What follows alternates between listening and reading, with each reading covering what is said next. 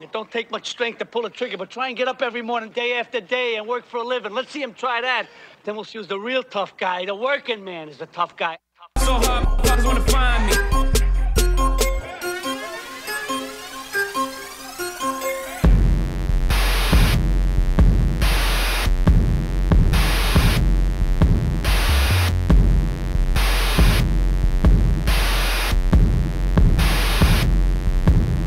You are now watching the throne. Don't let me get in my zone. Don't let me get in my zone. Don't let me get in my zone. These other niggas is lying, acting like the summer ain't mine. I got that hot to my home. You know how many hot bitches I own. Don't let me get in my zone. Don't let me get in my zone. Don't let me get in my zone. Don't let me get in my zone. The stars is in the building, they hands to the ceiling. I know I'm about to kill it. How you know I got that feeling? You are now watching the throne. Don't let me into my zone. Don't let me into my zone. I'm definitely in my zone.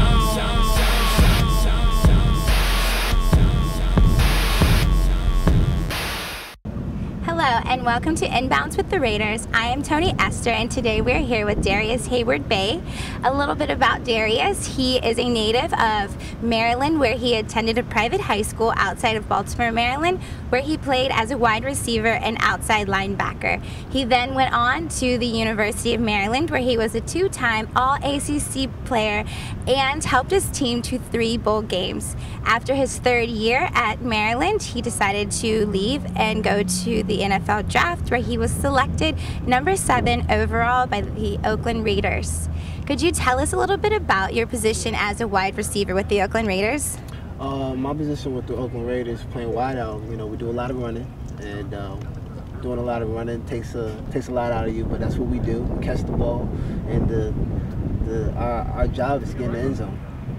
All right, perfect. So as a wide receiver going back to high school, how was your time management in football season? How did you handle practice with football and school and all those things? Well, being a student athlete in high school for me was kind of tough. I did 4 sports. I did basketball and indoor track at the same time.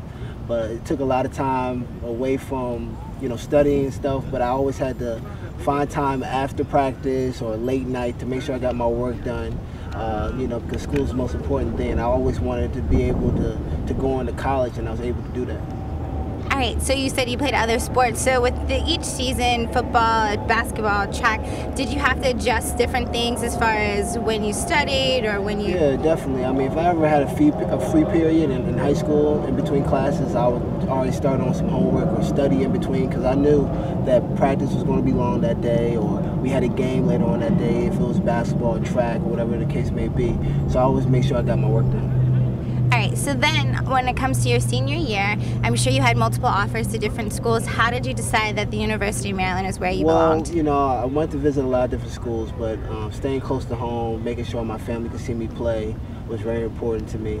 And that's what I decided to do, go home, stay in the state and go to Maryland.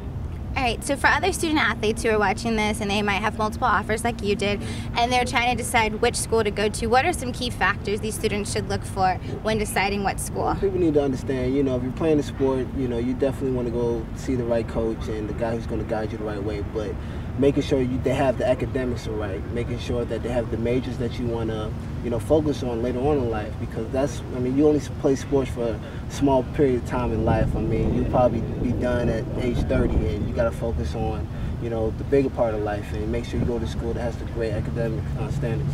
Yeah, so then speaking about academics and the university, when you got to Maryland, did you have to adjust the time management skills that you had from high school into college? Just a little bit, but I already had that foundation of being able to balance both. So when I went to college, it was very easy for me. So the key is to start early in high school, so when you go to college, it's not a surprise. You're already used to the time management.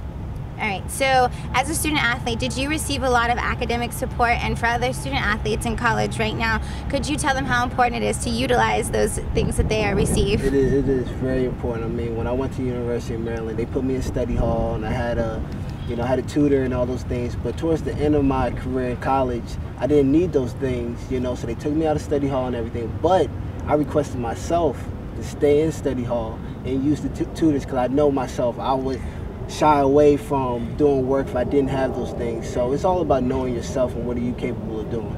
Yeah, that's very good. So with academics being so important to you, especially in college, how did you decide after 3 years that you were going to leave college and enter the NFL draft? Well, I remember calling my mom because I already made up in my mind that I wanted to leave, but I was scared about what my mom was going to say. And I felt like she was going to say, no, you can't leave, you got to stay in school, you got to finish school. But my mom knows me very well. She understands that I put a lot of hard work in school and in football.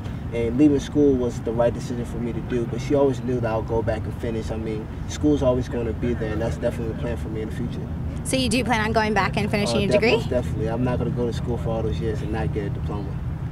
All right, so that's very good. So for other college athletes who are also in the same position that you were in during your junior year, deciding should they leave and pursue a professional career, what factors could you say they need to look at and to determine whether it's right for them to leave or not? Well, number one thing, don't let money be the reason why you leave school. You know, money will always be there. Just make sure you're making the right decision when it comes to that. And then make sure that you leave in a good academic standing. You want to be able to leave with a good average, so when you do decide to go back, you don't have to go through the process of reapplying and taking tests all over again. You can just go right back to college and it'll be that easy. Nice. Well, good luck to you when you go back. Thank you. So a little bit about off the field.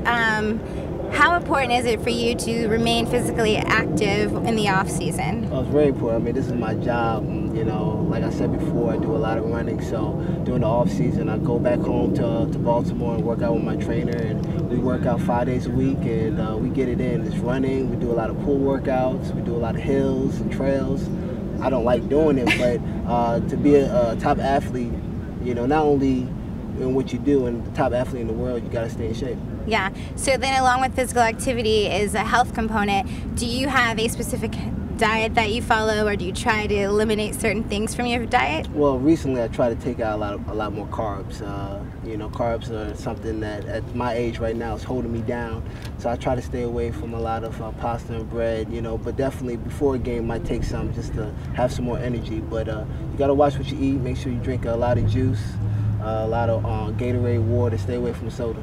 Yeah. All right, perfect. So then also for students who are watching this who might not be a student athlete, but they want to be physically active, could you tell them how important it is to remain active even if you're not an athlete? Oh yeah, definitely. I mean, in America, you know, we're a country that's a little bit obese, and you just gotta make sure everybody stays active. Make sure you get an hour and a half of work a day. You know, something very important to do. I mean, too many kids are playing video games. I mean, when I was little, we had them, but it was definitely outside playing. It keeps you active. Yes, definitely. Physical activity is important. And our last question is, through all your successes, I'm sure you've had people, mentors, adults, whoever it may be, give you advice or some wise words along the way. Do you mind sharing any of those with these students who might need a little encouragement? Some wise words is just pretty much always remember that chase your dreams. I've always believed that. I have a tattoo that says, you know, one dream. If you don't have a dream, you don't have a starting point. And definitely chase your dreams. That's very big, and you should, no matter how old you are, continue to chase those dreams. Perfect. Thank you so much. Again, I am Toni Esther, and we just had a conversation today with Darrius Hayward-Bey. Thanks again. Rocket on the beat, acapella, acapella, sideways in the turning lane, yeah. Fire flame, I be burning main, yeah. Tell the pain, about to hurt the game. Took a break for a while, I've been learning things. I learned how to tell it, you then. Black and yellow, all I do is f***ing win. I told you, and now I'm on. You thought it was over, you thought I was gone. I'm going in, you don't have to let me back from the dead like a Machiavelli.